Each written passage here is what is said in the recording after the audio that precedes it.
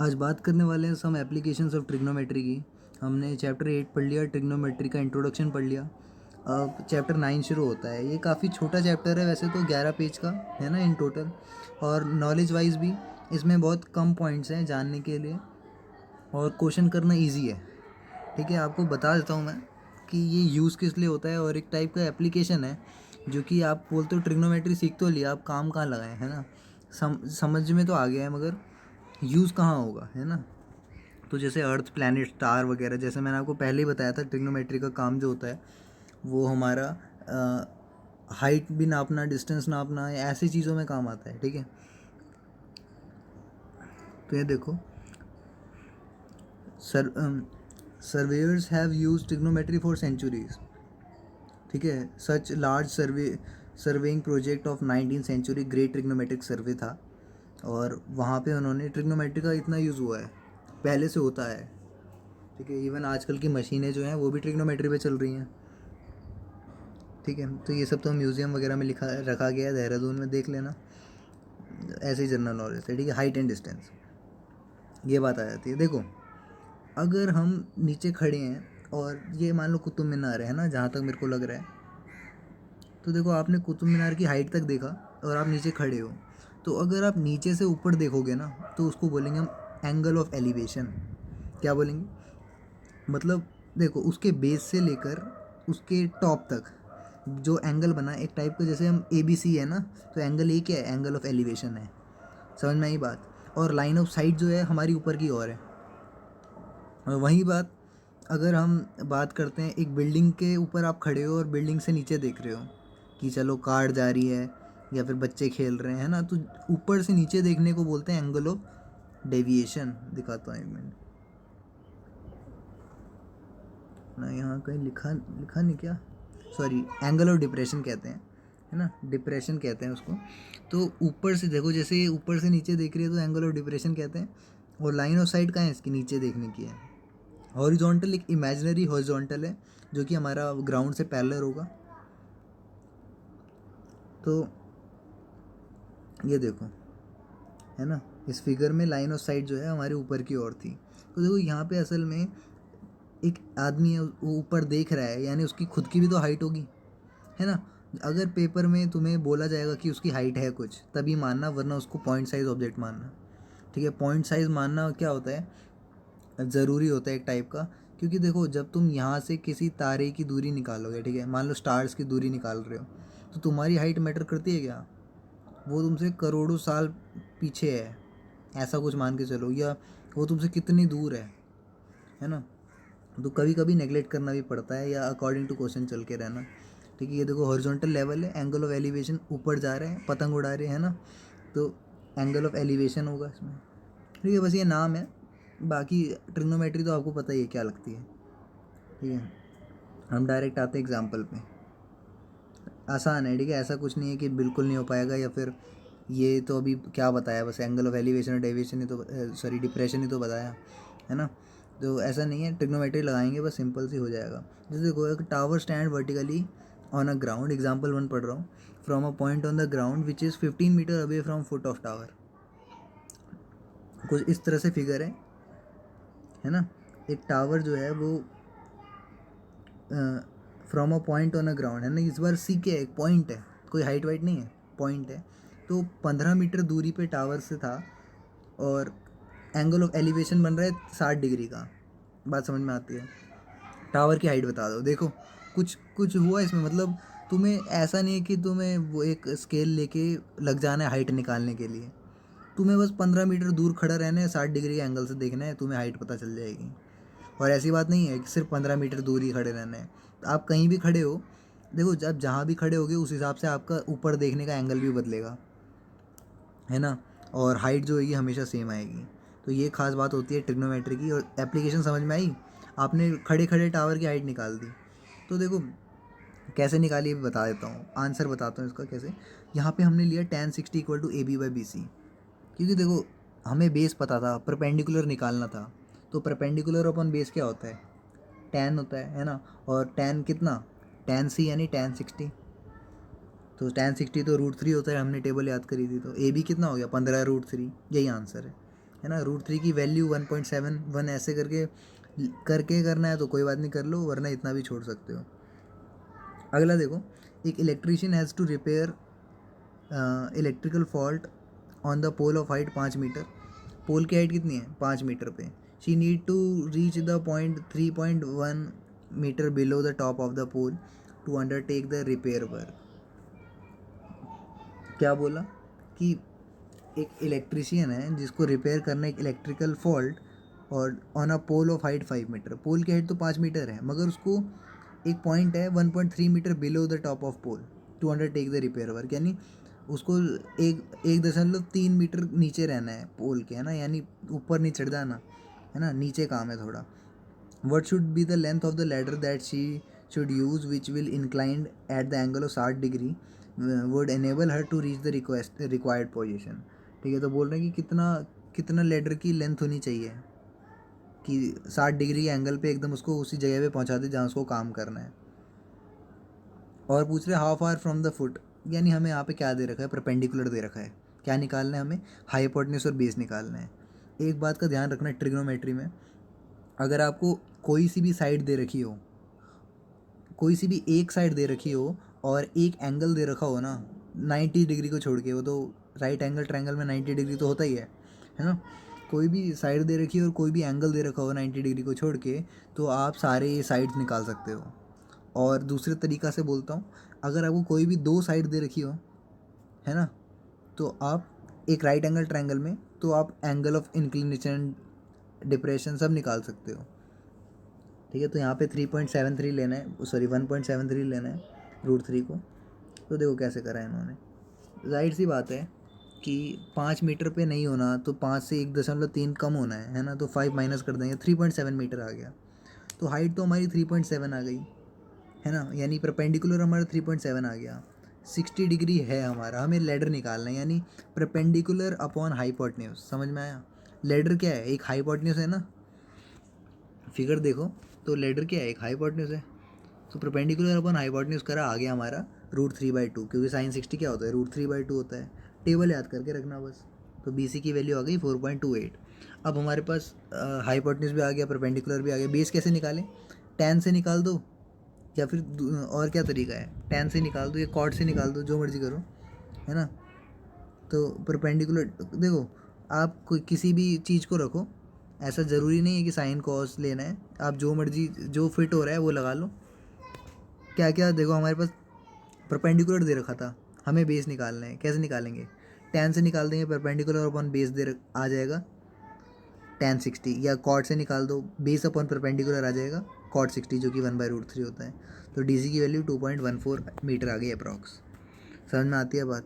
इतना करने के बाद आखिरी लाइन ज़रूर लिखना पेपर में या जहाँ भी, क्योंकि हमें ये DC VC की वैल्यू नहीं चाहिए थी, हमें आंसर चाहिए था। तो आंसर ये है कि उसको जो लेडर होगी उसका डिस्टेंस उसकी लेंथ होनी चाहिए, उसका डिस्टेंस होना चाहिए 2.14 मीटर अवे, और उसकी लेंथ होनी चाहिए 4.28 मीटर। ठीक है, अगला आता है example 3। An observer 1.5 meter tall is 28.5 meter away from the chimney. अब बात हो गई हमारी हाइट की। अभी तक हम पॉइंट ले रहे थे, है ना। तो एक ऑब्जर्वर है, ऑब्जर्वर यानी कोई इंसान ही होगा, 1.5 मीटर टॉल है, यानी 150 सेंटीमीटर का है ना। जैसे हम जनरली देखें तो इतने होते ही इंसान लोग, है ना। हम एवरेज हाइट होती है हमारी इतनी, है ना, 170 मीटर होती है, सॉरी 170 सेंटीमीटर होती है, यानी 1.5 मीटर है यहाँ पे। और is 28.5 meter away from the chimney. कितना मीटर अवे है? 28.5। ये क्या है? बेस से डिस्टेंस है ना। तो एंगल ऑफ एलिवेशन जो है वो 45 डिग्री का है। हाइट बता दो चिमनी की क्या होगी। अच्छा, सीधा चिमनी की हाइट पूछ रहे हैं, हमें बेस दे रखा है और एंगल दे रखा है। ठीक है, एक और हाइट दे रखी है कंफ्यूज करने के लिए, अभी बताते हैं क्या होगा उससे। एक चीज़ बताओ मेरे को कि here AB is the chimney, है ना। AB चिमनी है, CD ऑब्जर्वर है। ठीक है, फिगर देखते रहो साथ साथ। In case ADE is a triangle, ADE triangle है, राइट एंगल E पे हो रखा है, और एंगल D की वैल्यू कितनी है? 45 डिग्री। अब AB की लेंथ बताओ मेरे को कितना होगा? AE प्लस BE, और BE कितना है? जितना DC की जितना उस लड़की की हाइट है उतना ही तो होगा, तो फिर 1.5 मीटर हो जाएगा। है ना, यानी ए ई में 1.5 मीटर ऐड कर दो तो हमारा क्या आ जाता है, ए बी की हाइट आ जाती है। और डी ई कितना है, डी ई दे रखा है 28.5 मीटर, है ना डिस्टेंस, ये तो क्वेश्चन में दे रखा है। अब बात करते हैं, हमें सिर्फ ए ई निकालना है। समझ में आया क्यों? देखो चिमनी की हाइट तो होगी, वो तो ए बी होगी, इसमें कोई शक नहीं, मगर हमें बी ई तक तो पता है, मगर ए ई नहीं पता है। ए ई निकाल देते हैं। क्या करेंगे बताओ? tan 45 सबसे अच्छा तरीका, क्योंकि हमें बेस दे रखा है, परपेंडिकुलर निकालना है, तो perpendicular upon base equal to tan 45। tan 45 होता है 1, और आ जाएगा ए ई की वैल्यू भी 28.5 मीटर। अब 28.5 में 1.5 को ऐड करना पड़ जाएगा, क्योंकि उतना ए बी की हाइट निकाली है ना हमें, तो आ जाएगा 30 मीटर। था आसान। अगला, from a point P on the ground the angle of elevation of the top of 10 metre tall building is 30 degree. अब देखो, बोल रहे हैं कि एक पॉइंट है पी से, the angle of elevation of top of 10 metre tall building is 30 degree. तो angle of elevation in P point से अगर ऊपर देखेंगे, है ना, तो बिल्डिंग जो है 30 डिग्री पे है, बी पॉइंट पे, है ना। और बोल रहे हैं कि अ फ्लैग इज़ होस्टेड, एक फ्लैग लगाया गया, और अगर हम फ्लैग के टॉप पे देखेंगे, डी पॉइंट पे देखेंगे, तो 45 डिग्री का एंगल बनता है। तो लेंथ बता दो, find the length of the flag staff and the distance of the building from the point P. दो चीज़ें पूछ रहा है सवाल, और √3 की वैल्यू दे रखी है 1.732, है ना। क्या क्या पूछ रहा है? बोल रहे पहले तो ये बता दो झंडा कितना ऊंचा है, कितनी लेंथ है उसकी, ठीक है। दूसरा पूछ रहे हैं कि ये पॉइंट जो है कहाँ पे है, पी पॉइंट कितनी दूर है हमारी बिल्डिंग से, यही पूछ रहा है। अब देखो कैसे करेंगे हम इस क्वेश्चन को। अच्छा, एक बार जनरली लॉजिक लगाओ आप, आपके पास 30 डिग्री दे रखा है ना, और दूसरा और एक चीज़ और दे रखी है हमें कि from a point P on the ground the angle of elevation of top of 10 metre tall building, यानी साथ में बिल्डिंग की हाइट भी बता दी है। तो देखो ए बी की वैल्यू कितना है, 10 है ना, ए बी 10 है, एंगल सॉरी ए, अब पी बी ए ट्राइंगल में देखो, छोटे वाले ट्राइंगल में देखो, राइट एंगल ट्राइंगल में, angle P 30 degree, A B की वैल्यू 10 मीटर, तो क्या हमारी पी ए की वैल्यू नहीं आ जाएगी, या ए पी की वैल्यू नहीं आ जाएगी? परपेंडिकुलर दे रखा है, बेस निकालना है, tan से निकाल दो।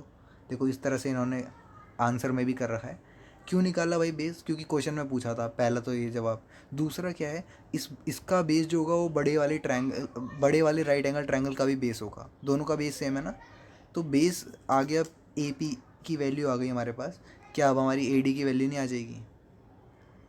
tan 45 से निकाल दो, परपेंडिकुलर अपॉन बेस, है ना। अब फुल की वैल्यू आ गई, और ए बी की वैल्यू 10 है, तो यानी फुल में से 10 को माइनस कर दो, तो फ्लैग की हाइट नहीं आ जाएगी। ठीक है, सारी चीज़ें समझ में आ रही है ना तुम्हें कैसे हो रहा है? ये देखो 10 प्लस एक्स ले लिया इन्होंने, या तुम बाद में भी कर सकते हो, पहले भी कर सकते हो, जब मर्जी, है ना। यानी 10 प्लस एक्स इक्वल टू 10√3 हो गई, इसका मतलब है 7.32 आंसर है। आगे बढ़ते हैं। The shadow of tower, example 5 है, standing on a level ground is found to be 40 meter longer. हाँ, तो देखो एक टावर है, वो स्टैंड हो रहा है एक लेवल ग्राउंड पे, ठीक है। The shadow of a tower standing on a level ground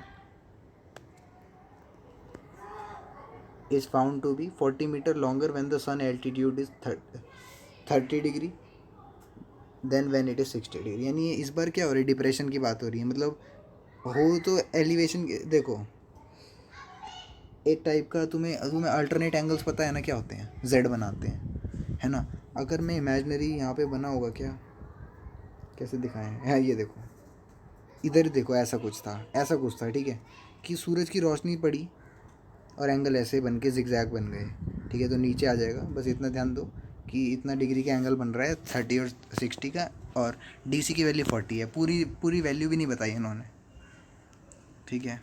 हम एक्स मान लेंगे, जो भी हमें निकालना होता है। Find the height of tower, tower की हाइट निकालनी है, तो उससे पहले हम क्या मान लेते हैं, BC को एक्स मान लेते हैं, तो 40 प्लस एक्स हो जाएगा हमारा DB, है ना। अब बताओ tan 60 कितना होगा, AB बाय एक्स या H, हाइट मान लेते हैं, ठीक है, उसको H मान लेते हैं, तो H बाय एक्स हो जाएगा, तो tan 60 होता है √3, तो X की वैल्यू H की टर्म्स में आ गई, यानी कि मतलब H की वैल्यू X की टर्म्स में आ गई, h इक्वल टू √3x, है ना। अब एक बात बताओ, हमें h निकालना है कैसे भी करके। दूसरी इक्वेशन क्या बनेगी हमारी, ये वाली 40 + x वाली, है ना। ए बी h/40 + x क्या हो जाएगा, tan 30 हो जाएगा। तो दो इक्वेशन आ गई, दो वेरिएबल हैं, क्या हमारा आंसर आ जाएगा, है ना। सारी इक्वेशन में क्या करो, x की जगह h रख दो, है ना। x की जगह h कैसे होगा, वैल्यू डालनी होगी ना, बस फिर √3x डाल देना। समझ में आया क्या, कुछ नहीं है। तो हाइट आ गई टावर की 20√3 आ गई। आगे बढ़ते हैं। बोल रहे एंगल ऑफ डिप्रेशन और top and bottom of an 8 meter tall building, अच्छा, of a multi-story building are 30 and 45 degree. Find the height of the multi-story building and the distance between two buildings. देखो कितना अच्छा सवाल है। अच्छा है, थोड़ा बैकग्राउंड का थोड़ा वो करना, इग्नोर। देखो तुम्हारी बिल्डिंग जो है बड़ी है, ठीक है, तुम्हारी बिल्डिंग बड़ी है, और अरे यार ये बच्चा, अब तुम अपनी ऐसे छोटी बिल्डिंग को देख रहे हो और उस छोटी बिल्डिंग की हाइट को देख रहे हो और नीचे बॉटम को देख रहे हो, है ना। तो एंगल कुछ इस तरीके से बन रहे हैं। अब देखो कहीं जेड बनता हुआ दिख रहा है तुम्हें, अल्टरनेट एंगल्स दिख रहे हैं, इस वजह से बोलते हैं कि डिप्रेशन से अल्टरनेट एंगल बन जाते हैं। 45 डिग्री तो ये हो गया, एंगल ए हो गया, और 30 डिग्री एंगल बी हो गया, दिख पा रहे हैं, है ना। तो फिर यहाँ पे क्या करेंगे, हमें क्या दे रखा है, angle of depression of top and bottom of 8 meter tall building, यानी ए बी की वैल्यू 8 दे रखी है। अगेन सेम चीज़ है यार, ये तो है ना, हो जाएगा ये 8 मीटर। तुम्हें पता है एक हाइट दे रखी है और दो एंगल दे रखे हो ना, तो तुम क्या से क्या निकाल दोगे, है ना। तो बोल रहे हैं कि multi storey building and distance between two building. तो हमें क्या निकालना है, एक तो पीसी की वैल्यू निकालनी है, बड़ी वाली बिल्डिंग की वैल्यू, है ना। तुम बड़ी वाली बिल्डिंग से छोटी वाली बिल्डिंग को देख रहे हो, इस वजह से ऐसा एंगल बन रहा है ना, डिप्रेशन वाले। तो एक तो तुम पीसी की हाइट निकालो, दूसरा एसी की वैल्यू निकालो, यानी दोनों बिल्डिंग के बीच में डिस्टेंस निकालो। निकल जाएगा क्या। देखो लॉजिक तुम्हें पता होना चाहिए, कुछ ना कुछ करके ऐसे वैल्यूज लगवानी है कि हमारा आंसर जो है वो मैच कर जाए। तो यहाँ पे तुम एक्स वगैरह ले लेना, है ना। 8 मीटर की बिल्डिंग है, तो यहाँ पे क्या हुआ, B D equal to PD√3 हो गया, ठीक है। ऐसे BD वगैरह लिखने से अच्छा XH वगैरह ले लेना, ठीक है। और दूसरी इक्वेशन बनाई और यहाँ पे रेशनलाइज हो रहा है, ठीक है, हो जाएगा यार तुमसे। From the point on the bridge, अरे यार चिल्लाते हैं ये। From a point on the bridge across the river, हाँ ये देखो, ये पिछले साल ये 10वीं में उसमें भी सैम्पल पेपर में भी था ये क्वेश्चन, ठीक है। तो अच्छा क्वेश्चन है एक टाइप का ये, कि एक ब्रिज है हमारे पास, from a point on a bridge across a river, the angle of depression of the bank on the opposite side of the river are 30 degree और 45 डिग्री, ठीक है। If the bridge is at the height of 3 metre from the bank, find the width of the river. देखो ये कुछ इस तरीके से है, कहाँ गायब हो गया है, इस तरीके से है कि PD की वैल्यू तो दे रखी है 3 मीटर, ये 30 है, ये 45 है। हमें क्या निकालना है, find the width of the river, river की विड्थ निकालनी है, यानी AB की वैल्यू निकालनी है। सही कह रहा हूँ। तो कैसे निकालेंगे, आप एक बात बताओ, वो 30 डिग्री एंगल है, तो एंगल ये 30 डिग्री हो जाएगा, अल्टरनेट एंगल्स, है ना। लाइनें पैरेलल है, तो पैरेलल है तो मतलब है ही, ठीक है, ऐसा नहीं कि नहीं होंगी। और 45 डिग्री वो वाला भी एंगल भी 45 हो जाएगा। अब एंगल ए से आप AD निकाल दोगे। सही कह रहा हूँ, क्योंकि 3 मीटर हमें दे रखा है, परपेंडिकुलर हमें दे रखा है, और सिमिलरली PD की वैल्यू हमें मतलब परपेंडिकुलर हमें दे रखा है, तो BD भी निकल जाएगा, बेस निकल जाएगा, दोनों को ऐड कर देना, ठीक है। तो ये थे हमारे सारे क्वेश्चन। एक्सरसाइज 9.1 होमवर्क है तुम्हारे लिए, ठीक है भाई। बस ख़त्म क्या, चलो भाई देखो, ये हमारा चैप्टर हो गया ख़त्म। मैं क्या करूँगा तुम्हें नेक्स्ट क्लास में, क्योंकि मैं अभी तुम्हें टाइम दे रहा हूँ एक तरह से बोल के चलो, क्योंकि अभी हमने सारे एग्जांपल्स डिस्कस कर लिए हैं। तुम्हें एक्सरसाइज 9.1 के सारे क्वेश्चन जितने भी हैं सब अटैम्प्ट करने हैं, 16 क्वेश्चन है, ठीक है, और इनमें से कोई ना कोई क्वेश्चन तो आता ही आता है। तो ध्यान से करना सारे क्वेश्चन। और तुम शुरू में आसान क्वेश्चन है, तो इसलिए मैं कह रहा हूँ कि लास्ट से शुरू करना। 16 से शुरू करो, जैसे जैसे करके एक पे पहुँचोगे एकदम ईजी हो जाएगा। ठीक है, तो ये था हमारा पूरा चैप्टर। मैं समरी बता देता हूँ छोटा सा। लाइन ऑफ साइट पता है क्या होता है ना? एक line drawn from the eyes of the observer, imaginary line होती है, जो व्यक्ति देख रहा है जिस नज़रिए से, है ना, ऊपर देख रहा है, नीचे देख रहा है, जैसे मर्जी, है ना। एंगल ऑफ एलिवेशन पता है, डिप्रेशन पता है, और हाइट और लेंथ ऑफ द ऑब्जेक्ट और distance between two distant object can be determined by trigonometric ratio, जो कि हम सारे एग्जांपल करके देख लिए। ठीक है, तो यही था हमारा छोटा सा चैप्टर। और नेक्स्ट क्लास में मैं सारे 16 के 16 क्वेश्चन जो हैं डिस्कस कर लूँगा तुम्हारे साथ। आसान क्वेश्चन है सारे, ठीक है। थोड़ा बहुत लगेगा, एक दो क्वेश्चन हो सकते हैं तुम्हारे लिए, है ना। वही होते हैं इंपॉर्टेंट, वही होते हैं, ठीक है, करके देखना। मिलते हैं फिर, चलो, ठीक है, बाय।